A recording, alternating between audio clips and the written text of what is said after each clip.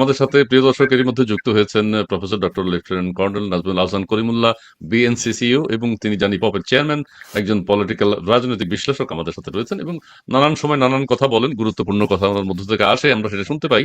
আমাদের চন্দন নন্দী সাহেব তার বক্তব্য দিয়েছেন, সূচনা বক্তব্য এটি। আমরা বিষয়বস্তুতে যাব। স্যার, আমরা বলেছিলাম যে আমাদের মাননীয় প্রধান উপদেষ্টা জাতির উদ্দেশ্যে ভাষণ দিয়েছেন এবং তিনি চীন সফরে যাচ্ছেন। আম, চীনে তাকে বর্ণাঢ্যভাবে রিসেপশন দেবে। এবং তাছাড়া আমাদের দেশের অন্যান্য বক্তব্য যেগুলো এখন আলোচনা হচ্ছে সেটা হচ্ছে আমাদের এনসিপির উত্তরাঞ্চলের প্রধান সার্জিস আলম, তিনি পঞ্চগড় সফর করেছেন অত্যন্ত বর্ণাঢ্য আয়োজনের মধ্য দিয়ে। আবার তাঁদেরই আরেক কলিগ তাসনিম যারা, তিনি তার জবাবদিহিতা চেয়েছেন, জানতে চেয়েছেন। এগুলো নিয়েও কিছুটা কথা বলবো। তাছাড়া আমাদের ওই যে ইন্ডিয়া ট্যুরের যে একটা প্রতিবেদন এসছে, সেটিকে সেনাবাহিনী প্রত্যাখ্যান করেছে, সে বিষয়টি নিয়ে আমি চন্দনদার কাছে জানতে চাইবো। আপনি সূচনা বক্তব্যে একটু যদি বলেন, আমাদের প্রধান উপদেষ্টা চীন সফরে যাচ্ছেন এবং এটা অনেকদিন যাবত আলোচনা হচ্ছে এবং চীন সফর অত্যন্ত গুরুত্বপূর্ণ। সেখানে চীন স্পেশাল উড়োজাহাজ বাংলাদেশে পাঠিয়েছে এবং তাকে সেখানে নিয়ে যাচ্ছে। সেই বিষয়ে আপনার মন্তব্যটা একটু শুনতে চাই। এবং অনেকগুলো নিউ সাইন হবে, অনেকগুলো বিষয়ে সিদ্ধান্ত তারা সেখান থেকে নেবেন। এটা বাংলাদেশের জন্য কতটা গুরুত্বপূর্ণ এই চীন সফর, আপনি যদি একটু ব্যক্ত করেন। ধন্যবাদ। ইতিমধ্যে সামাজিক মাধ্যমে যে বিষয়টা আমার নজর কেড়েছে সেটি হচ্ছে আপনার চীন সফর। আমাদের সরকার প্রধানদের ক্ষেত্রে এর আগে যতবারই ঘটেছে সেটাই হয়েছে তাদের শেষ বিদেশ সফর, জি, এটা সরকার নির্বিশেষে। তো জি, এই যে আপনার আমাদের সাতক্ষীরা অঞ্চলে একটা শব্দ ব্যবহার করা কুফা, জি, তো জি, এই কুফা বা দুর্দৈব কিংবা দুর্ভাগ্য সঙ্গে এটার একটা সম্পর্ক আছে। জি, শেখ হাসিনা এই দুর্ভাগ্য বরণ করে নিয়েছিলেন। এর জি, আগে সরকার বা রাষ্ট্রপ্রধানদের ক্ষেত্রে বাংলাদেশে একই রকম অবস্থা ঘটেছে। তো ফলে আমার মনটা একটু খচখচ করছে। আমাদের জি, বর্ষিয়ান একমাত্র নোবেল লরেট সরকার প্রধান ভবিষ্যতে যিনি সরকার প্রধান হবেন না কেন, নিশ্চয়তা দিয়ে কেউ শতভাগ বলতে পারবেন না তিনি নোবেল বিজয়ী। কারণ জি। সমসাময়িক কাউকে আমি কিন্তু সেরকম দেখতে পাচ্ছি না। সেই জন্যই আচ্ছা, আমার মনটা খচখচ করছে। আচ্ছা, আর আচ্ছা। এই জি, যে সফর, জি, সেটি ওই যে তাৎপর্যপূর্ণ, এতে কোনো সন্দেহ নেই। কারণ জি, চীনাদের সম্পর্কে বলা হয়ে থাকে তারা সবচাইতে সচ্ছল, এবং ব্রিটিশ কয়েনের যেটি সেটি হচ্ছে লোডেড। এবং এই যে সচ্ছলতা, তার মানে আপনি যদি ব্যাধি হিসেবে প্রমথ চৌধুরীর ভাষায় চিন্তা করেন তাহলে এটা ব্যাধি সংক্রামক, স্বাস্থ্য নয়। এখন জি, তাদের আফ্রিকায় যে সুখ্যাতি ইতিমধ্যে তারা লাভ করেছেন, যে ডেথ ট্র্যাপের মধ্যে সংযুক্ত করে নেন। বেশি দূরে যেতে হবে না, আপনার শ্রীলঙ্কার ভাগেও কিন্তু তেমনটি ঘটেছে। জি, জি, আম্বনটোটার এক্সপেরিমেন্টটা তো খুব বেশি দিন আগের কথা নয়। হুম, তো ফলে আপনার এখন থেকেই বিষয়টা নিয়ে আমরা যদি চিন্তা ভাবনা শুরু না করি, জি। তাহলে ভবিষ্যৎ প্রজন্মের জন্য এটি সুসংবাদ না দুঃসংবাদ সেটা আমরা নিশ্চয়তা দিয়ে বলতে পারবো না। আচ্ছা, ধন্যবাদ। ঠিক। ধন্যবাদ আপনাকে। আপনি কথা বলেছেন যে চীন সফরটা প্রত্যেকের জন্য কুফা হয়ে থাকে। যে সাবেক প্রধানমন্ত্রী শেখ হাসিনাও চীন সফরে গিয়েছিলেন এবং সেখান থেকে এসে নানান কথা তিনি বলেছেন, কিন্তু তারপরে আর কোনো কথা তিনি বলতে পারেননি। তাকে দেশ ছাড়তে হয়েছে। আর এখন আমাদের ডক্টর মোহাম্মদ ইউনূসও চীন সফর করছেন। এটার ভবিষ্যৎ কি আমরা দেখতে চাই, দেখবো। অসুবিধা নেই, আমরা চাই সুস্থভাবে সুন্দরভাবে তিনি ফিরে আসেন, দেশের স্বার্থে কথা বলেন, দেশের আইন। আচ্ছা, আমি চন্দন নন্দী আপনার কাছে যাব। সেটি হচ্ছে এই যে আমাদের মাননীয় প্রধান উপদেষ্টা চীন সফর করছেন, চীন সরকারও বাংলাদেশের প্রধান উপদেষ্টাকে যে এইভাবে বরণ করে নিচ্ছেন, এক্ষেত্রে ভারত এবং চীনের সাথে আবার একটা সমস্যা রয়েছে। আপনি সেটা জানেন ভালো করেই। বাংলাদেশ এবং ভারতের মধ্যে যে সম্পর্ক, সেখানে কোনো ভাটা পড়বে কিনা চীনের সাথে বাংলাদেশের এই আন্তরিকতা দিকে। দেখুন, আমার মনে হয় যে চীন সফরটা যেটা হচ্ছে, জি, আহ, এটাতে মার্কিন যুক্তরাষ্ট্রের খুব একটা আপত্তি থাকবে না। কেন কি না, এটা একটা খুব ভালো ডাইভার্সনারি ট্যাকটিক হলো। আর এটাতে যদি ইন্ডিয়া এটাকে সিরিয়াসলি নেয়, তাহলে কিন্তু বুঝতে হবে যে ইন্ডিয়া ঠিক ওই ফাঁদেই পা দিয়েছে। কেন কিনা এখন আপনাকে দেখতে হবে যে এই মুহূর্তে এই অঞ্চলটাতে সবচেয়ে বড় ইস্যু কি। সবচেয়ে বড় জি, ইস্যু কিন্তু বাংলাদেশের পলিটিক্স না, বাংলাদেশে কবে ইলেকশন হবে সেটাও হয়তো না। সবচেয়ে বড় ইস্যু হচ্ছে এখন রাখাইন স্টেটে কি হতে চলেছে। আর আর তার জন্যই যে মার্কিনী যে লেফটেন্যান্ট জেনারেল এসছেন, এটা উনি হয়তো আজকে চলে যাবেন। তো এটা নিয়ে কোনো বিবৃতি বা কিছু ইস্যু করা হয়নি আর কি বাংলাদেশের পক্ষ থেকে। তো মার্কিনীরাও চাইবে যে এমন একটা লো কি, আমি এটা লো কি ভিজিট বলবো, এটা স্টেট ভিজিট না, কিন্তু হ্যাঁ প্লেন আসছে, তাকে নিয়ে যাচ্ছে, ওনার সঙ্গে বাইল্যাটারাল চুক্তি হবে কি হবে না, নাকি শুধু এমওইউ সই হবে। এমওইউ সই হওয়া বা এক্সচেঞ্জ হওয়া মানে খুব বড় ব্যাপার না। আচ্ছা, আর রইল হচ্ছে শি জিনপিং এর সঙ্গে বাইল্যাটারাল মিটিং, সেটা হয়তো অনেকে বলছে, কিন্তু সেটার লেভেলটা কি হবে আমরা ঠিক জানি না, তার মধ্যে কি কি ইস্যু ডিসকাস হবে আমরা জানি না। তার এর মধ্যে যদি বাংলাদেশের তরফ থেকে কোনো একটা চীনকে প্রকল্প দেওয়া হয় আর কি, পার্শিয়ালি হয়তো তিস্তা দেওয়া হলো, ফুললি হয়তো লালমনিরহাটে যে এয়ারপোর্ট আছে সেটা দেওয়া হলো, তাহলেই কিন্তু মার্কিনী অবজেক্টিভটা অনেকটা সাকসেসফুল হয়ে যায়। এখানে ভারত আর চীন লেগে থাকলো, আর তাদের ইয়েতে রাখাইনে যে কাজটা করার আর কি, বার্মা অ্যাক্টের ভেতরে যেটা পড়ে, বার্মা অ্যাক্টের যে অবজেক্টিভস গুলোর ভেতরে যেটা পড়ে, সেটা অনেকটা সার্ভ হবে। এখন বলা হচ্ছে, প্রফেসর ইউনূস এটা অনেকবার বলেছেন, হয়তো অন্তত 3বার বলেছেন, যে ইলেকশনটা আমরা হবে এটা ডিসেম্বর থেকে জুনের মধ্যে হবে। এইটার সিগনিফিকেন্সটা কি? এইটার সিগনিফিকেন্সও কিন্তু আমি বাংলাদেশের ডোমেস্টিক পলিটিক্স এর থেকে বেশি রাখাইনে যা ঘটতে চলেছে বা ঘটবে তার উপরে জোর দিচ্ছি। কেন কিনা রাখাইন স্টেটে এখনো 3টে টাউনশিপ বাকি আছে আরাকান আর্মি দখল নিতে আর কি, দখল করার জন্য বাকি আছে। সেটাতে কিন্তু ইনক্লুডিং সিতওয়ে, সিতওয়েটা হচ্ছে রাখাইন প্রভিন্সের ক্যাপিটাল, আর সিতওয়ের সঙ্গে কিন্তু ভারতের একটা প্রকল্প আছে যেটা খুবই ইম্পর্টেন্ট, জড়িত কালাদানের সঙ্গে সেটা। আর এই প্রজেক্টগুলোই কিন্তু আবার জড়িত হবে পশ্চিমবঙ্গের সঙ্গে ওই ইয়েটাকে, রুটটাকে ক্লিয়ার আপ করার জন্য। তো আমার মনে হয় যে ইন্ডিয়াকে যদি এই মুহূর্তে চায়নার সঙ্গে একটা টানাপড়ানের মধ্যে ঢুকে যায় ইন্ডিয়া, তাহলে সেটা কিন্তু ইন্ডিয়া উইল বি ডিস্ট্রাক্টেড আর কি। তো ফ্রম দ্য রাখাইনে যে জিনিসটা ঘটছে বা ঘটতে চলেছে, এটা আমি এইভাবে দেখি আর এইভাবে ইন্টারপ্রেট করি। আচ্ছা, ওকে ওকে, আপনাকে অনেক ধন্যবাদ। আমরা আরেকটা জিনিস আমরা দেখতে পাচ্ছি যে থাইল্যান্ডে সম্ভবত বিমস্টেক যে সম্মেলন হওয়ার কথা, সেখানে ভারতের প্রধানমন্ত্রীর সাথে আমাদের প্রধান উপদেষ্টার একটা শিডিউল বাই সাইডলাইনের একটা মিটিং হওয়ার জন্য বাংলাদেশ চেষ্টা করছে, এবং ভারতীয় দূতাবাস বা ভারতীয় পররাষ্ট্র মন্ত্রণালয় বাংলাদেশ যোগাযোগ করছে। স্যারের কাছে আমি প্রশ্ন, যে ওই যে সেই যে ভারতের প্রধানমন্ত্রীর সাথে আমাদের প্রধান উপদেষ্টার একটা মিটিং এর সম্ভাবনা আছে কিনা, আপনি কিভাবে, বাংলাদেশ থেকে কিন্তু বিভিন্ন ভাবে চেষ্টা করা হচ্ছে। দেখুন, এক কথায় এটা অরণ্যে রোদনের সামিল বলা যেতে পারে। কারণ তারা কিন্তু আপনার এমনকি, যেটি একেবারেই প্রথা বিপরীত বিষয়, ভারতের সেনা প্রধান মহোদয়কে দিয়ে দুবার বলে দিয়েছেন যে এই সরকার ক্ষমতায় থাকতে তারা কোনো রকমের আন্ডারস্ট্যান্ডিং এ যাবেন না। ইন এ ওয়ে এই সরকারকে সহযোগিতা করা, আপনার এক ধরনের আস্থায় নিয়ে এমওইউ স্বাক্ষর কিংবা কোন রকমের চুক্তি, এমনকি খেয়াল করেন এই যে পানি বন্টন চুক্তি যেটা গঙ্গা নদীর বা পদ্মা নদীর, সেখান থেকেও কিন্তু আমাদের যে টিমটি গিয়েছিল তারা বিফল মনোরথ হয়ে ফিরে এসছে স্বাক্ষর না করেই বা না করতে পেরেই। তার ধারাবাহিকতায় এখানে ব্রেক থ্রু ঘটবে সেটা আমি মনে করি না। আর ভারত সরকার আপনার সিজন একটি গণতান্ত্রিক রাষ্ট্র, আনইন্টারাপ্টেড ভাবে সেই ডোমিনিয়ন স্ট্যাটাস যখন তারা অর্জন করেছিল 1947-এর 15ই আগস্ট, তখন থেকে টিল টু ডেট তারা কিন্তু আপনার গণতান্ত্রিক সরকারের অধীনেই আপনার পরিচালিত হয়েছে, largest democracy in the world. সুতরাং তারা ওই ডেমোক্রেসি বাতাবরণ নেই এরকম কোন সরকার যেই রাষ্ট্রে অধিষ্ঠিত সেই রাষ্ট্রের সঙ্গে খানাপিনা করবেন এমনটি মনে হয় না।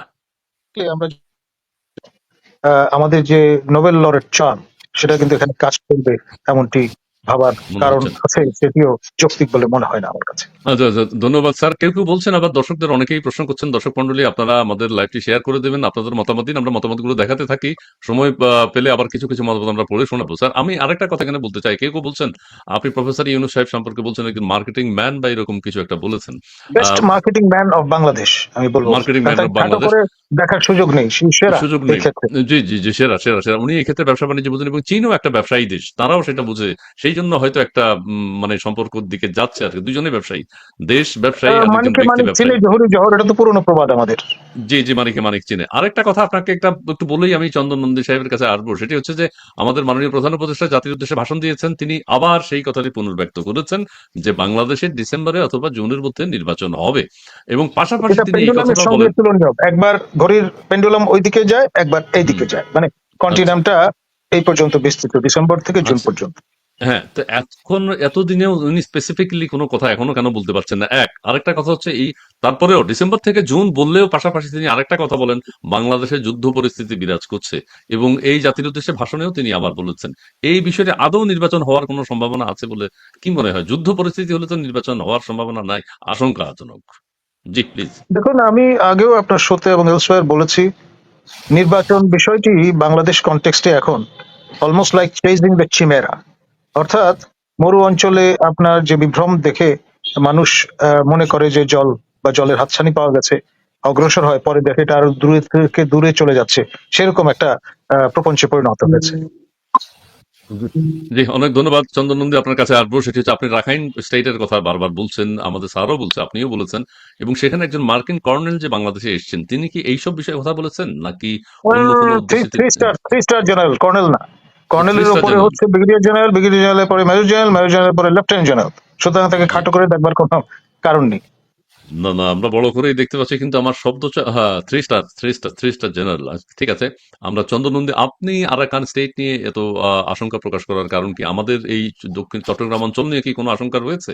আমরা রোহিঙ্গারা বাংলাদেশে আছে, আরাকান, ওখানে জাতিসংঘের মহাসচিবও চাচ্ছেন একটা করিডোর যদি করা যায়, সেটাও চেষ্টা করছেন। এটি কি আদৌ সম্ভব হবে বলে আপনার মনে হয়? দেখুন, করিডোরের ব্যাপারটা আমি পরে আসছি। বাংলাদেশ এই যে রাখাইনে যে জিনিসটা ঘটতে যাচ্ছে আর মার্কিনীদের যে ইন্টারেস্টটা আছে এটার সঙ্গে, এখানে কিন্তু বাংলাদেশের আর্মি একটা রোল প্লে করবে। এই রোলটা এই জন্য প্লে করবে কেন কিনা রাখাইন স্টেটে যে তিনটে শহর রয়েছে এদের ধরা আর কি, এই জায়গাটায় আরাকান আর্মিকে পৌঁছতে যেতে হলে তাদের সাপ্লাই চেইনস গুলো ক্লিয়ার থাকতে হবে। সেই সাপ্লাই চেইনস গুলোর জন্যই কিন্তু বাংলাদেশ খুব অনেকটা ইম্পর্টেন্ট। ইনফ্যাক্ট হুম, আপনি পড়ে থাকবেন, গত 1.5-2 মাসের মধ্যে অন্তত অনেকগুলো ছোট ছোট করে খবর বেরিয়েছে যেখানে দেখা গেছে যে বাংলাদেশ থেকে কিন্তু ইনফরমালি অনেক জিনিস যাচ্ছে ওইসব এলাকাগুলোতে, রাখাইনে, জি, এই জি, বর্ডারের ওপারে আর কি। তো তার থেকে কিছুটা আন্দাজ করা যায় যে এই সাপ্লাই চেইন গুলো কিন্তু ভাইটাল হয়ে যাবে আরাকান আর্মির জন্য। তো তো এটা একটা important point. Second important point হচ্ছে যেটা জানা গেছে, সেটা হলো যে এখানে পিওরলি আরাকান আর্মি যে ফাইট করবে, লিড করবে তারাই, কিন্তু যেটা আমরা জানতে পেরেছি কিছু কিছু ক্ষেত্রে ভারতের থেকেই জানতে পেরেছি আমরা, যে এখানে কিছু হয়তো ফরেন এলিমেন্টসরাও ইনভলভ আছে। না, এই ফরেন এলিমেন্টসরা কারা, তারা কিভাবে আরাকান আর্মিকে সাপোর্ট দেবে এটার জন্য, তাদের কি ইন্টারেস্ট এই কনফ্লিক্টের মধ্যে, এবং কতটা ডিপলি ইনভলভ তারা, এবং ইদানিং সামনের যে মাসগুলো তখনও কি এই ধরনের লোকজনের আনাগোনা থাকবে কিনা রাখাইন স্টেটে। তো সেটা সেটা হচ্ছে 1 নম্বর। 2 নম্বর হচ্ছে যে এই যে আমি একটু আগেই বললাম আর কি, যে এই যে এত বড় একটা স্পেকট্রাম যেটা দিয়ে রেখেছেন প্রফেসর ইউনুস, ডিসেম্বর থেকে জুন মাস, এইটা একটা নির্ধারিত সময় উনি বলে দিচ্ছেন না। এটার মধ্যে কি থাকতে পারে? এটা তো ডোমেস্টিক ইলেকশন হবে, হুম, হুম, ডোমেস্টিক হুম, হুম, পলিটিক্সের হুম, হুম। একটা প্রতিফলন আর কি। সেটার যদি একটা ইলেকশন হয়, সেটা তো বাংলাদেশের সবসময় আমরা দেখে এসেছি উইন্টারে ইলেকশন হয়, ডিসেম্বরে ইলেকশন হয়, বা জানুয়ারিতে ইলেকশন হয়। এটা যদি এখন মে জুনের ওপারে চলে যায় আর কি, আর সেটাও আমাদের সার্টেন না, সেটা কি তার মানে ডিপেন্ড করছে যে মিয়ানমারে কি ঘটবে বলে? সেই জন্যই কি এই ধরনের একটা ব্রড টাইম ফ্রেমের মতন দেওয়া হচ্ছে? আমার তো তাই মনে হয় আর কি, যেটা জি, সেই জি। ব্রড টাইম ফ্রেমের জন্য মধ্যে রাখার জন্য এটা করা হচ্ছে। কেন কিনা মার্কিনীরা যেটা চায় আর কি, বার্মা অ্যাক্টটাকে আরো স্ট্রংলি অন দ্য গ্রাউন্ড ওটাকে ইমপ্লিমেন্ট করা বা ফলো করা, সেই জিনিসটা ওরা চায়।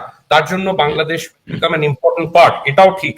কিন্তু জি। আর আমি আমি গোটা জিনিসটা এইভাবেই দেখছি যে এখন আমাদের এই রিজনে সবচেয়ে বড় স্টেক হোল্ডার কে? সবচেয়ে বড় স্টেক হোল্ডার হচ্ছে মার্কিন যুক্তরাষ্ট্র। এটা this is very very obvious. তো সরি, তো আর ওই যা আগামী দিনে যা ঘটবে আমাদের সেই লেন্সের মাধ্যমেই দেখতে হবে। জি, জি, অনেক ধন্যবাদ। আপনিও যে কথা বলেছেন, কলিমুল্লাহ স্যারও যে কথা বলেছে, দেশবাসীও যেটা চায় যে আমাদের মাননীয় প্রধান উপদেষ্টা বারবার একই কথা না বলে গত ৩-৪ মাস যাবৎ একই কথা বলছেন যে ডিসেম্বর থেকে জুনের মধ্যে ২৬শে জুন এটিকে যদি স্পেসিফিক কোনো একটা ডেট দিয়ে দেন ডিসেম্বরে বা জানুয়ারিতে, ওয়েদার ভালো থাকে তখন, তাহলে রাজনৈতিক দলগুলো নির্বাচনের জন্য প্রস্তুতি নিত এবং দেশ একটা উৎসব মুখর নির্বাচনের জন্য দেশবাসীও প্রস্তুতি নিত। সেটা কিন্তু ভালো হতো দেশের জন্য। কিন্তু এখন পর্যন্ত আমরা নির্দিষ্ট টাইম ফ্রেমটা জানতে পারিনি। যাই হোক, সেটা আমরা একটু স্যার দুই একটা কমেন্টস একটু নিয়ে নিই। মনির বাবু, দেশ আজ ঘোর অন্ধকারে। জি, ধন্যবাদ আপনাকে। খন্দকার ইলিয়াস, কি নির্বাচন হবে মাননীয় প্রধান উপদেষ্টা কেউ তো বলে না। হ্যাঁ, কি নির্বাচন, ও জাতীয় নির্বাচন কিনা সেটা তো কেউ বলে না। হ্যাঁ, নির্বাচন হবে, নির্বাচন, এখানে কিন্তু একটা প্রশ্ন, এটাও কিন্তু একটা প্রশ্ন রয়ে গেল। খন্দকার ইলিয়াসকে ধন্যবাদ। যে কি নির্বাচন হবে মাননীয় প্রধান উপদেষ্টা কেউ তো বলে না। আসলে কেউ এখানে ইউনিয়ন পরিষদ নাকি উপজেলা পরিষদ নাকি সমিতির নির্বাচন, সেটা তো আমাদের প্রধান উপদেষ্টাও কিন্তু বলেননি যে জাতীয় নির্বাচন ডিসেম্বর অথবা জুনের মধ্যে। যাই হোক, আর রিয়াদ হোসাইন খন্দকার, ইসমাইল ভাই, আপনার উপস্থাপনা খুব সুন্দর এবং আপনার প্রশ্নগুলো অসাধারণ। ধন্যবাদ আপনাকে। ও মাই গড, থ্যাংক ইউ আপনাকে। মিস্টার নিশাদ, মোহাম্মদ নিশাদ, দাদা বাংলাদেশ নিয়ে একটু বলবেন। বাংলাদেশে যে পরিস্থিতি বা সেনাবাহিনী নিয়ে গুঞ্জন, যে কোনো মুহূর্তে কি সেনাবাহিনী দেশের পক্ষে জঙ্গি বিরোধী কোনো অ্যাকশন নেবে, হ্যাঁ, বা শেখ হাসিনা দেশে ফিরে আসবার কোনো সম্ভাবনা আছে কিনা? ধন্যবাদ আপনাকে। ইয়াং বেঙ্গল করিমুল্লাহ স্যারের কাছে প্রশ্ন, ইউনুস তার ভাষণে যুদ্ধের ভয় দেখায় কেন? এইটা বলছিলাম বারবার, কিন্তু কিন্তু ৩-৪ বার রিপিট করেছেন, কিন্তু ৩-৪ বার বলেছেন, কিন্তু রিপিটেডলি বলেন সবাই ভালো আমি ছাড়া বাংলাদেশের মানুষ ভোট দিতে চায় কেন? উত্তর, নিজের পছন্দের লোক যেন ঠিকমতো দুর্নীতি ও চুরি করতে পারে। ধন্যবাদ আপনাকে, নির্বাচনের নতুন তথ্য দিলেন। খন্দকার ইলিয়াস, একটা নিরীহ একটা মেয়েকে হত্যা মামলা দিয়ে এতদিন গ্রেফতার দুঃখজনক, কার কথা বলতে চেয়েছেন? আচ্ছা, ঠিক আছে, ধন্যবাদ আপনাকে। উম, তারপরে বাবুরে, অলরেডি সেনাপ্রধান কি ঈদের ছুটিতে ঢাকা ফাঁকা হওয়ার অপেক্ষা করছেন? ধন্যবাদ আপনাকে, আমি তো জানি না এটা। Europe, Bangladesh Europe, doctor Yunus ইদানিং তার উপদেষ্টাদের মতো বক্তব্য দিচ্ছেন, বলছেন যুদ্ধ পরিস্থিতির মধ্যে বাংলাদেশ আছে। এই যে এই কথাটা কিন্তু দর্শকও মানে সাধারণ মানুষও কিন্তু ভাবছে। আমি এখন স্যার আপনার কাছে যেটি আমি জানতে চাই, বাংলাদেশের ৬৪টি জেলা, ৬৪টি জেলার মধ্যে গতকাল থেকে একটা জেলার বিষয়ে বেশ আলোচনা হচ্ছে এবং জেলাটি এখন তুঙ্গে। সেটি হচ্ছে সার্জিস আলম বর্ণাঢ্য তার যে রিসেপশন অনুষ্ঠান পঞ্চগড়ে হয়েছে এবং তিনি ওই ডাক্তার যারা আবার প্রশ্ন তুলেছেন, সার্জিস আলম আবার সেটার ব্যাখ্যা দিয়েছেন যে এটা চলবে, এটা রাজনৈতিক কালচার।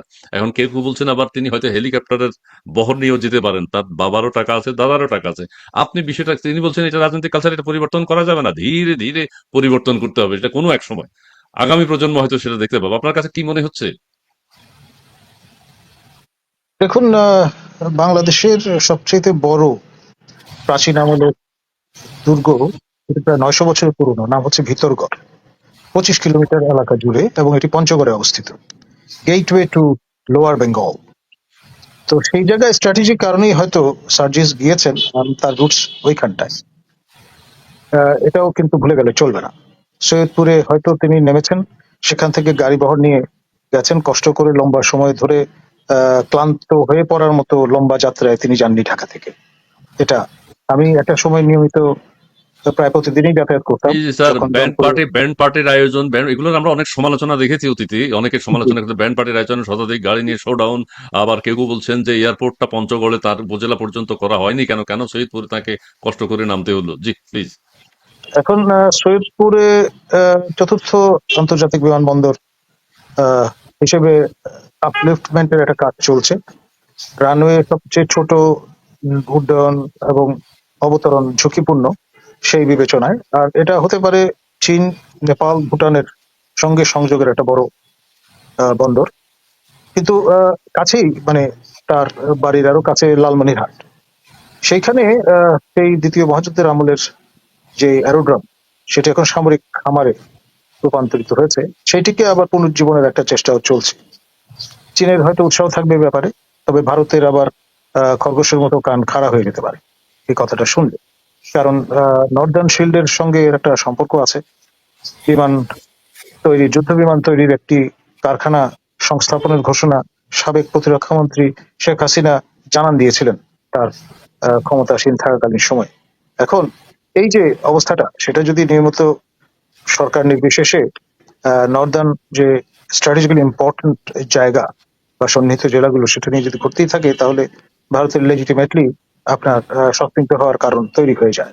আর চীন তো আপনার সেই 30টা মহাপরিকল্পনা নিয়ে যথেষ্ট উৎসাহ গ্রহ দেখিয়েছে। দেখা যাক। গত সরকারের আমলে যেটি আপনার শেষ অব্দি হাসিনা কার্যকর করার সময় পাননি বা নানান চিন্তা করে পিছিয়ে গেছেন। এবং আমাদের ভারত সার্জিস আগ্রহ প্রকাশ পেছনে পড়ে করেছে। যাচ্ছে। জি, সার্জিস জি পেছনে চলে যাচ্ছে। আমরা যে জি জি কালচার না না, পরিবর্তনের এই চেষ্টা করেছি। সবকিছু বিবেচনায় কিন্তু সার্জিস নিয়েছেন, সে কারণেই তিনি কিন্তু আপনার ওই অঞ্চলে এই শোডাউনটা করেছেন। অর্থাৎ জি, আপনার এই এলাকার স্ট্র্যাটেজিক ইম্পর্টেন্স যে কোনো অংশে কম নয়। আমাদের সবচেয়ে ভালনারেবল জায়গা হচ্ছে ফেনী, আর সবচেয়ে সবল জায়গা হচ্ছে কিন্তু পঞ্চগড়, যেটি শিলিগুড়ি নেক বা চিকেন নেক যেভাবেই বলেন না কেন, সেদিক থেকে বা ডোকলাম থেকেও কাছাকাছি, এরিয়াল ডিস্টেন্স খুব বেশি দূরে না।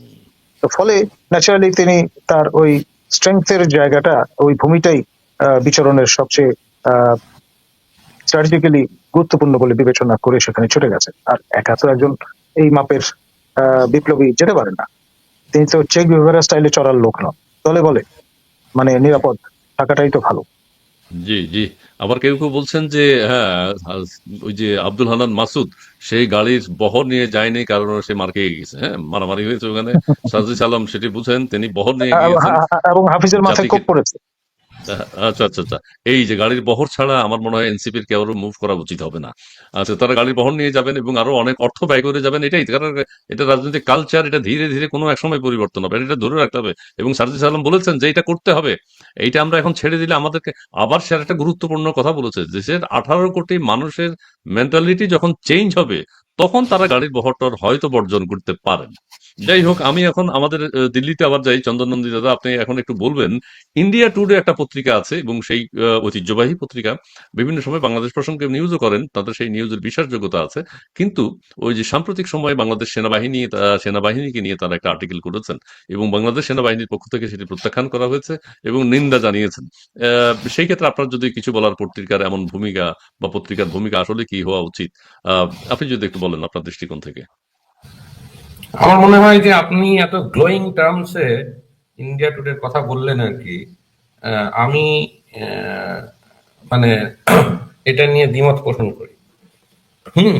ইন্ডিয়া টুডে এদের অনলাইনে সেন্সেশনালিজম তো বটেই, তাছাড়া যারা বাংলাদেশ নিয়ে এইসব খবরগুলো করছে তারা বাংলাদেশে কয়টা জেলা আছে তাও জানবে না। তো আচ্ছা। ও, হ্যাঁ, তাও জানবে না। আর ওদের এগুলো আমরা বলি প্লান্টেড স্টোরিজ আর কি। জি, জি। সেই প্লান্টেড স্টোরিজ গুলো কে করাচ্ছে সেটা তো ঠিক আছে, বাট এটা দেখেই বোঝা যায় এটা প্লান্টেড স্টোরি। আর বাংলাদেশ আর্মি এটাকে খুব স্ট্রংলি ডিনাই করেছে। এটা সেকেন্ড টাইম এটা হয়েছে। আর প্রথমবার একবার হয়েছিল যখন বলা হয়েছিল যে ওই নাকি কু হয়েছে বাংলাদেশ আর্মিতে, কুয়ের একটা মানে জায়গা তৈরি হয়েছিল, সেটাকে নাকি সেনাপ্রধান থামাতে পেরেছেন এবং ইয়ে হয়েছে। এগুলো সব বাজে কথা, মানে এই হাবি জাবি লেখে, because they have no understanding of Bangladesh politics, they have no understanding of how Bangladesh army functions, they have no understanding of the geopolitics in this region. এরা ছোট ছোট ইয়াং বাচ্চা কাচ্চা রিপোর্টারদের দিয়ে এইসব স্টোরিগুলো চালানো হয়। তার মানে নিশ্চয়ই কোনো ভেস্টেড ইন্টারেস্টের পেছনে কাজ করছে আর কি। যদি কোনো ডিগ্রি অফ আন্ডারস্ট্যান্ডিং হতো বাংলাদেশের, তাহলে নিশ্চয়ই তারা কথা বলতেন বাংলাদেশের তাদের লোকজনদের সঙ্গে বা বাংলাদেশের কোনো পলিটিক্যাল অ্যানালিস্টের সঙ্গে, বা সেটা তো কোনো বালাই নেই আর কি। তো মানে আমার মনে হয় this is rank bad journalism. এটা ইয়েলো জার্নালিজম না, ইয়েলো জার্নালিজমের জন্য কিন্তু অনেক খাটাখাটনি করতে হয়। যোগ্যতা লাগে। হুম, হুম, হুম। হ্যাঁ, দিস ইজ ব্যাড জার্নালিজম। শুধু ব্যাড জার্নালিজম না, দিস ইজ মানে আমি বলবো কমপ্লিট গার্বেজ। তো এটা ডিনায়াল যেটা এসছে আর কি, that is very well justified. আমি তো স্টোরিটা পড়ে তো আমি অবাক যে এই এই ধরনের ফ্যাব্রিকেশন করে লাভটা কি হচ্ছে, বরঞ্চ ক্ষতি হচ্ছে। আহ, জি, আহ, বরঞ্চ ক্ষতি হচ্ছে কেন কিনা বাংলাদেশের যে আর্মি একটা খুব ইম্পর্টেন্ট রোল প্লে করছে, কিন্তু সেই রোলটা হচ্ছে অফ এ স্টেবিলাইজিং ফ্যাক্টর। আর সেটা অনেকবারই Bangladesh army has been called over willingly or otherwise to act as a balancer. আর সেটা কিন্তু খারাপ জিনিস না আমার মনে হয়। আমার মনে হয় সেটা ভালো জিনিস। না হলে তো যে সোশ্যাল ডিস্টারবেন্স হবে, যে পলিটিক্যাল ডিস্টারবেন্স হবে, মানে সেগুলো মানে কন্ট্রোল করাটা মুশকিল হয়ে যাবে। আপনারা সেটা দেখেছিলেন, জুলাই মাসে জি দেখেছেন, জি অগস্ট মাসে দেখেছেন। তারপরে এই ইন্টারিম অথরিটি মানে পাওয়ার নেওয়ার পরে আপনারা দেখেছেন কি হচ্ছে, এখন এটা চলছে ইনফ্যাক্ট। সো এর থেকে আরো খারাপ অবস্থা হতো যদি আর্মি হাত গুটিয়ে বসে থাকতো, কেননা পুলিশ তো নেই আর কি প্র্যাকটিক্যালি, থাকলেও it is not an effective force anymore. তো এই জন্য আর পলিটিক্যাল পার্টির তরফ থেকে যারা নেতারা আছে তারা যতই অ্যাপিল করুক যে আপনারা থেমে যান, আপনারা শান্ত হন, লেট পিস প্রিভেল, এগুলো কেউ শুনবেন না যদি মানে এই অরাজকতার কন্ডিশনটা চলতো। আমার মনে হয় Bangladesh army is playing a very mature role at a stabilising factor. তারা কিভাবে ব্যাপারটাকে হ্যান্ডেল করছে, তা ব্যাকরুম কি কি ধরনের এক্সারসাইজেস হচ্ছে সেগুলো হয়তো আমরা জানি না, বাট ঘটছে, কিছু একটা ঘটছে। সো তো আমাদের বলতে হবে যে মানে ইন্ডিয়ান কিছু কাগজপত্র পত্রিকা ক্রেডিবিলিটি তো হারিয়েছেই বটেই, মানে আর আমার মনে হয় যে এগুলো এগুলো করে they are not covering themselves in glory আর কি। ওকে ওকে ধন্যবাদ। তার মানে ইন্ডিয়া টুডে যে প্রতিবেদনটি করেছে এবং বাংলাদেশ সেনাবাহিনী সেটা প্রত্যাখ্যান করেছে, ঠিকই করেছে, এবং এগুলো ফ্যাব্রিকেটেড আপনি যেটা বলেছেন, এবং এগুলো এক ধরনের বিশৃঙ্খলা সৃষ্টির জন্য এইসব সংবাদ পরিবেশন করা হয়। যাই হোক, ধন্যবাদ আপনাকে। এবার আমি কলিমুল্লাহ স্যারের কাছে আর দুই একটা একটু কমেন্টস নিয়ে নিব না আমরা, একটু একটু দর্শকদের, যেহেতু অনেক দর্শক ইনভলভ হয় আমাদের সাথে। আমাদের বাংলাদেশ ইউরোপ ডক্টর ইউনুস ইদানিং তার উপদেষ্টাদের মতো বক্তব্যে বলতেছেন যুদ্ধ পরিস্থিতি, হ্যাঁ যুদ্ধের কথাটা সবাই বলছেন, সেনানিবাসের উচিত ইউনুসের হাত থেকে দেশকে রক্ষা করা। সাধারণ জনগণ চাচ্ছে সেনাবাহিনী ক্ষমতায় আসুক। এটা কিন্তু একটা ইয়ে তৈরি হয়ে গেছে সাধারণ মানুষের মধ্যে, সবাই চায়। মোহাম্মদ আনোয়ার স্বাধীনতা দিবস পালন না করে তিনি সফরে যাচ্ছেন, সেই মুক্তিযুদ্ধের ও মুক্তিযোদ্ধা বিরোধী তারা জঙ্গি দল। আচ্ছা ঠিক আছে, ধন্যবাদ আপনাকে। আসলে এই সময় অনেকে আবার খুব এটাকে অন্যভাবে দেখছেন যে স্বাধীনতা দিবসের সময় উনি কেন চীন সফরে যাচ্ছেন। জি ধন্যবাদ। আহ, সমীরণ রায় বাংলাদেশকে বিক্রি করার জন্য চীন যাচ্ছেন, ধন্যবাদ আপনাকে সমীরণ রায়। মিথুন চৌধুরী দেশটা আমেরিকা দখল করলে ভালোই হতো, সবাই আর আমেরিকা যেতে হতো না, বাংলাদেশে যে মার্কিন ভিসার জন্য অনেক চেষ্টা করতে হয়। মোহাম্মদ নজরুল, আমার প্রশ্ন স্যারের কাছে, যারা সেনাবাহিনীকে হুমকি দিল তাদের কি গ্রেফতার করা হবে না? এই প্রসঙ্গটা আমরা কিছুটা আসবো, স্যার যদি এই প্রসঙ্গে কিছু বলেন। ফয়সাল কামাল চৌধুরী, নির্বাচন সহসা কোনো সম্ভাবনা নেই, এটা কিছুটা আমরাও বুঝতে পারছি, দর্শকও বুঝতে পারছে, মানে সাধারণ মানুষও বুঝতে পারছে যে নির্বাচনের নিয়ে টালবাহানা চলছে। সৃষ্টি বিডি, কলিমুল্লাহ স্যারের কাছে আমার একটি প্রশ্ন, আমরা কি ইউক্রেনের মতো যুদ্ধ পরিস্থিতিতে পড়ে যাচ্ছি? এটা একটা আশঙ্কার কথা, অনেকে বলছেন যে ওয়ারফিল্ড হবে কিনা চায়না, বাংলাদেশ, ইন্ডিয়া, আমেরিকা। মৌসুমী চট্টোপাধ্যায়, এই অসুখ সেরে সুস্থ হোক আমার পূর্বপুরুষের শিকড় বাংলাদেশ, ধন্যবাদ আপনাকে। আচ্ছা, ওকে স্যার, এখন আমরা যে বিষয়টি বলতে চাই, স্যার কি কার সাথে কথা বলছিলেন? জি না, ওই একজন বিদায় চাচ্ছিলেন, দিয়ে দিলাম আর কি, অসুবিধা নেই। আচ্ছা আচ্ছা আচ্ছা। এখন যেটা বলতে চাচ্ছিলাম যে বাংলাদেশে সেনাবাহিনীকে হুমকি দিয়েছে ব্যারিস্টার ফুয়াদ, এবং তিনি তার কথা অনেকেই বলছেন যে আর কত জোরে চিৎকার করে অথবা কি করলে তাকে গ্রেফতার করা হবে, বা আর কিভাবে বললে, যেভাবে বলেছেন রাষ্ট্রপতি এবং সেনাপ্রধান ক্যান্টনমেন্ট নিয়ে, আর কিভাবে বলবে। আচ্ছা ঠিক আছে, তারপরেও তাকে নাকি কিছুটা জবাবদিহিতার আওতায় আনা হয়েছে, এটাও সত্য কিনা জানি না। আর আর এখন আমি যে প্রশ্নে আসবো সেটা নিন্দা জানাই, হাসনাত হাসনাত আব্দুল্লাহ এখন থেমে গেছে, আমাদের ফুয়াদ সাহেবও থেমে গেছে। যেই কথাটিতে আমি আসতে চাই সেটি হচ্ছে এনসিপি, নিবন্ধনহীন, মার্কাহীন, গঠনতন্ত্রবিহীন, আমার মনে হয়, জানি না আমি, কারণ তাদের মধ্যে এখন যে বাকযুদ্ধ শুরু হয়েছে জেলা টু জেলা, যে যেখানে যাচ্ছেন বিতর্কিত কর্মকাণ্ডে তারা জড়িত, এই রাজনৈতিক দলের ভবিষ্যৎ সম্পর্কে তারা একটু যদি, অনেকে সন্দেহ প্রকাশ করছে যে এইটা টিকবে না। তাদের এখনই যে অবস্থা, খাওয়া দাওয়া শুরু হয়ে গেছে, তারা যে গাড়ি বহর নিয়ে যাচ্ছেন, তারা যে বিভিন্ন এলাকা সফর করছেন, নিবন্ধন নেই, এই দলের কোনো মার্কাও নেই, তাদের ভবিষ্যৎটা কি একটু যদি বলেন স্যার। দেখুন, লম্বা সময়, দীর্ঘতম সময়ের আপনার ইনকুবুলেশনের পর তারা পৃথিবীর মুখ দেখেছেন। প্রফেসর ইউনুস সেই কবে গণফোরামের প্ল্যাটফর্মে দাঁড়িয়ে স্বপ্নের তার রাজনৈতিক দলের যে রূপরেখা সেটা তুলে ধরেছিলেন। তো সেই স্বপ্ন এতদিন পরে পরিণত বয়সে তিনি যখন সরকার প্রধান হলেন, নোবেল জয় তো আগেই করেছেন, তা বিশ্ব দেখেছে, এবং বিশ্বের বিভিন্ন অঞ্চলে যারা নোবেল পুরস্কার প্রাপ্ত হয়েছেন তাদের সবার তার অনুকূলে স্বাক্ষর দেয়া আপনার আমরা সেই অ্যাড গুলোও দেখেছি। তার যে প্লাইট তার সমর্থনে। অর্থাৎ আহ, এই লম্বা সময় ধরে প্রসব যন্ত্রণা পর এই দলটি আপনার ভূপৃষ্ঠে আগমন করেছে। এখন তাকে তো একটু সময় দিতে হবে। ডিম আগে না মুরগি আগে, এই তর্কে যদি আমরা চলে যাই, রেজিস্ট্রেশন নেই কেন, তার তো ব্রিডিং স্পেসটা দিতে হবে। সদ্য জাত এখন স্যার পর্যন্ত ডিম আগে না আটিকা হয়নি। স্যার ডিম ডিম আগে না মুরগি আগের, এটা সমাধান একজনের দিয়েছে। সমাধানটা হইলো যেটা নিয়ে দীর্ঘদিন বিতর্ক হচ্ছে, এটার কোনো সমাধান নাই। তখন আমি বললাম ভাই সমাধান কি, তখন সে একটা সমাধান দিয়েছে। মুরগি যখন ডিম পাড়ে, মুরগি থাকে আগে, ডিম থাকে পেছনে, কাজে সবসময় মুরগি আগে ডিম পরে। আমরা এই বিতর্ক থেকে একটু বেরোতে চাই। মুরগি আগে না ডিম আগে, ডিম আগে না মুরগি আগে, মুরগি যেহেতু আগে থাকে মুরগি আগে, ডিম যেহেতু পিছন থেকে বেরোয় পেছনে, মুরগি আগে ডিম পরে। জি প্লিজ এবার বলুন, একটু মজা করলাম। জি এখন আপনি যেহেতু একেবারে ফিজিক্যাল স্টেট অফ অ্যাফেয়ার্সটা বলে দিলেন, সঙ্গত কারণে ডিম যেহেতু তার নিচে পড়বে, পেছন, সেই কারণে তাকে পেছনেই থাকতে হবে এবং জি আরো নিচেও থাকতে হতে পারে লম্বা সময়ের জন্য। এখন সেই পর্ব আপনার এখন চলছে। আপনি ইতিমধ্যে নিশ্চয়ই খেয়াল করেছেন, কেউ কেউ উৎসাহী হয়ে প্রক্রিয়াটা কিভাবে শুরু করতে হবে তা জানান দিচ্ছেন। উত্তরবঙ্গের এক ব্যক্তি সাহস করে নির্বাচন কমিশনে দরখাস্ত করে দিয়েছেন। আওয়ামী লীগ যে দল নবগঠিত আওয়ামী লীগ, তিনি কাণ্ডারি হতে চান। তিনি রেজিস্ট্রেশন করার একটা আবেদন করেছেন হ্যাঁ, জি নবগঠিত জি আওয়ামী লীগ।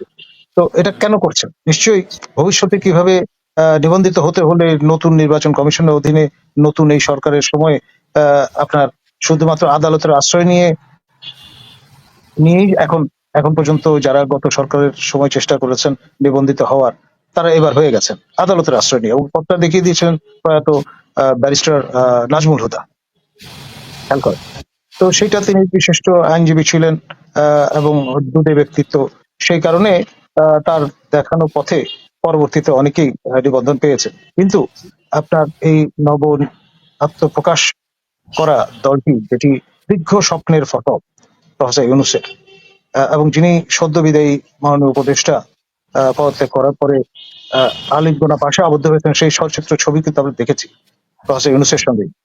প্রফেসর ইউনূস তো যে কোনো লোকের সঙ্গে আলিঙ্গন করবেন না, কারণ সেই শিবাজির মতো কারো যদি বাগনখ থাকে, প্রাণ সংহারও তো হয়ে যেতে পারে, এই রিস্ক তো নেওয়া যাবে জি না। জি জি তো জি ফলে এই সব ঝুঁকি অতিক্রম করে, ঝুঁকি নিয়ে, যেহেতু এই স্বপ্নের বরপুত্র তিনি আলিঙ্গনা পাশে আবদ্ধ হয়েছিলেন আমাদের নোবেল লরেটের সঙ্গে, ফলে আহ, আপনার এখন সময় হচ্ছে আপনার নিবন্ধনের কাগজপত্র তৈরি করা, তা জমা দেয়া, এবং নির্বাচন কমিশনের দায়িত্ব হবে যাচাই বাছাই করে কমিশন বৈঠক করে তার সিল চাপড়টা দেয়া, যেটা আপনি জি চাচ্ছেন।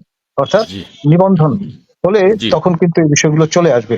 এই যে মোটর সাইকেল বহর কিংবা গাড়ি বহর শোভাযাত্রা। কিংবা আপনার হেলিকপ্টার যাত্রা ইত্যাকার বিষয়গুলো এক্সপেন্সটা কোথেকে আসছে, হুইজ ফুটিং দ্য বিল, এই বিষয়গুলো তখন আসবে। এখন কিন্তু এক ধরনের আবেদিত, ও ও না, মানে গাড়ি আমরা ঢাকায় চালাই অনেকে আবেদিত বলে, অ্যাপ্লাইড ফর রেজিস্ট্রেশন, সেই স্টেটটাও হুম কিন্তু এখন বলা যাবে না, কারণ তারা তো আবেদন এখনো করেননি আমার জানা মতো। হুম হুম হুম হুম গুড গুড স্যার, ভালো কথা বলছেন। ফারিদা একে, হ্যাঁ, চন্দন নন্দিত তার আজকের কথার সাথে একমত না। কোন কথা আমরা ঠিক বুঝতে পারিনি। একটা তিনি ইন্ডিয়া টুডের কথা বলেছেন, আর একটা স্টেটের কথা বলেছেন, আর কি চীন বাংলাদেশ সম্পর্ক, ভারত ইন্ডিয়া সম্পর্ক আছে, বাংলাদেশ ইউরোপ। ডক্টর ইউনূস বলেছেন মহিলাদের স্বাধীনতা পরিপূর্ণ দিতে হবে। কথা হলো পরিপূর্ণ বাদ দিয়ে দিলাম, কোনো কিছুতেই মহিলারা উদ্বোধন করতে গেলে মস্কো হামলা হচ্ছে, উস্কে উস্কে হামলা হচ্ছে তৈরি জনতা। হ্যাঁ, তৈরি জনতা হামলা করছে, কিন্তু হ্যাঁ, অরূপ ভট্টাচার্য হেলিকপ্টার থেকে বিমান, এখন থেকে 100 গাড়ি কই পায়। আচ্ছা ঠিক আছে, এটা তো হেলিকপ্টার নিয়ে বহর নিয়ে যাওয়ার কথা ছিল শুনলাম। জান্নাতুল জয়া দেশের ইতিহাসে সবচেয়ে ভীরু ও কাপুরুষ সেনাবাহিনী সম্ভবত এই সেনাবাহিনী। আচ্ছা স্যার, একজন একটা কমেন্টস লিখেছে, আমি খুব হাসলাম এটা, যে ওই যে হাতিয়াতে সম্ভবত ফেরি উদ্বোধন করতে আমাদের মাননীয় 6 জন উপদেষ্টা গিয়েছেন। জি, আমি জানি না, আমি কনফার্ম না, কমেন্টস দেখে বলছি, আমি এটা পড়িনি শুনিনি। 6 জন উপদেষ্টা, সেনাবাহিনীর সরকার চাই, অল টাইম নিউ। জি ধন্যবাদ। দেখুন, চন্দন, মোর দ্য জি, বেরিয়ার, আপনার এই যে মন্ত্রীর এই যে সন্দীপে পদমর্যাদা। সন্দীপে সন্দীপের 6 জন উপদেষ্টা গিয়ে একটা ফেরি উদ্বোধন করেন, সবাইকে নিয়ে গেলে ভালো ছিল। সবাই কেন যায়, এটা তো একটা ভুল হয়ে গেছে। জি, এই ব্যাপারে কোনো মন্তব্য স্যার আছে কিনা দেখেন।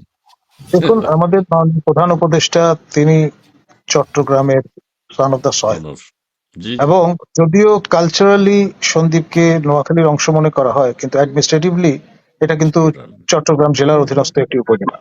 তো ফলে তার তো একটা দায়িত্ব আছে, তাই না? ও তো সেই আচ্ছা কারণে আচ্ছা আচ্ছা আচ্ছা। তিনি একা যান কি করে? একটা হুম, মানে মোর দ্য ব্যারিয়ার দলে বলে গেলে সবার দৃষ্টি আকৃষ্ট হয় হুম, হুম, এবং হুম, হুম। লম্বা একটা মিডিয়া অ্যাটেনশন পাওয়া যায় দেশে বিদেশে। এসব বিভিন্ন বিবেচনা হয়তো কাজ করেছে। জি, আর জি। এখন তো চট্টগ্রাম হচ্ছে বর্তমান বাংলাদেশের আহ, সবচেয়ে সন্দীপবাসী বাংলাদেশের স্বপ্ন, সবচেয়ে, জি, এখন সন্দীপবাসীর স্বপ্ন গেল বাড়ি। হ্যাঁ, এই তো গুড। ডেফিনেটলি ওটা তো হবেই। ঢাকা আর পোস্ট। চট্টগ্রামের জি, জি, জি, একটি উপজেলা দৃষ্টি আকর্ষণ করবে, জি, এটা তো সঙ্গত বলতে হবে, তো কোনো সন্দেহ নেই। জি, জি। সব সব উপদেষ্টা কেন যাননি সেটি হচ্ছে কথা।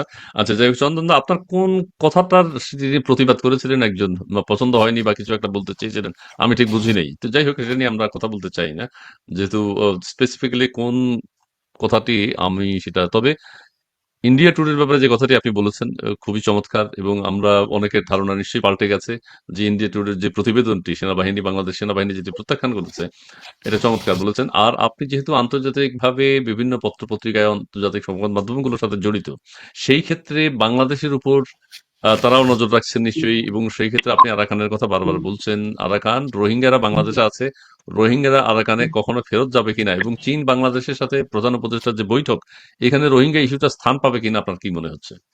এবং অনেকে বলছেন যে চীন যদি শুধু রাজি হয় তাহলে রোহিঙ্গারা ফিরে যাবে, বা মায়ানমার তাদেরকে গ্রহণ করতে বাধ্য। ন্যাচুরালি, কেন কিনা চীনের তো একটা চীন রাখাইন স্টেটে দুটো কাজ করছে। একটা যে মিয়ানমার মিলিটারি হুন্টা, যেটাকে আমরা মিলিটারি, ওদের আর্মিকে বলা হয় তাকমা দ, তাদেরও সাপোর্ট করছে, আবার আরাকান আর্মিকেও সাপোর্ট করছে। কেন কিনা চীনের অনেকগুলো ইকোনমিক ইন্টারেস্ট আছে ওখানে, প্রজেক্টস আছে যেগুলো ওরা বাঁচাতে চায়। যেখানে মিলিটারি হুনটা উইক, সেখানে ওরা ইনসার্জেন্ট ফোর্স, মানে এই ক্ষেত্রে আরাকান আর্মিকে ব্যাক আপ করছে। কিন্তু ইদানিং দেখা যাচ্ছে যে আরাকান আর্মিতে হয়তো এক্সটার্নাল কিছু ইনফ্লুয়েন্স হয়েছে, যেই কারণে আর কি আমরা অনেক কিছু শুনতে পাচ্ছি গত 1-1.5 মাসের মধ্যে, যে নানা ধরনের এক্সটার্নাল এলিমেন্টস এর মধ্যে ঢুকেছে আর কি। তো তো সেটা একটা ব্যাপার। 2 নম্বর হচ্ছে যে এখানে যদি সেটা ঘটে থাকে, তাহলে আমাদের ইন্ডিয়ারও একটা ইন্টারেস্ট আছে ওখানে। আমি একটু আগে বললাম যে 2-3টে ইন্ডিয়ান প্রজেক্টস আছে। একটা হচ্ছে কালাদান প্রজেক্ট, আর একটা হচ্ছে সিটওয়ে, আর থার্ড হচ্ছে প্যালেটপা বলে একটি জায়গা আছে চীন স্টেটে। সেটার উপরেও কিন্তু আরাকান আর্মির দখল আছে ওই জায়গাটা, ওই প্যালেটপা বলে যে টাউনটা আর কি। তো আর এগুলো সবই হচ্ছে আমাদের যেটাকে বলে অ্যাক্ট ইস্ট পলিসির মধ্যে পড়ে আর কি।